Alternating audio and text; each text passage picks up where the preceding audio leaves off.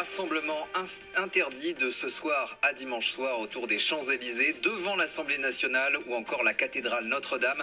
La préfecture de police de Paris prend les devants à la veille d'un week-end qui marque le premier anniversaire du mouvement des Gilets jaunes. Au moins 3 morts dans un accident de la route à Ploudaniel dans le Finistère. Tous sont membres d'une même fratrie et âgés de 13 à 21 ans. Leur voiture s'est déportée sur la gauche alors qu'un camion arrivait en face à la mi-journée. 320 000 foyers toujours privés d'électricité selon le dernier décompte d'Enedis. Conséquence des chutes de neige en Rhône-Alpes, 150 groupes électrogènes sont en cours de déploiement, indique le fournisseur d'électricité. Enedis qui précise que les conditions d'accès pour les 2000 agents et prestataires mobilisés sont difficiles. C'était une demande du Premier ministre Édouard Philippe et de l'ONG Greenpeace. Les députés se prononcent à nouveau d'ici ce soir sur l'amendement contesté sur l'huile de palme. Hier soir, l'Assemblée a voté sans débat un report à 2026 de l'effacement de l'huile de palme de la liste des biocarburants.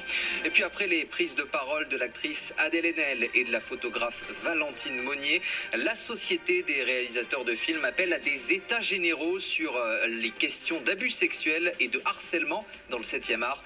Objectif, aboutir à une charte, un code de conduite commun et des mesures spécifiques. France Info. Et tout est plus clair.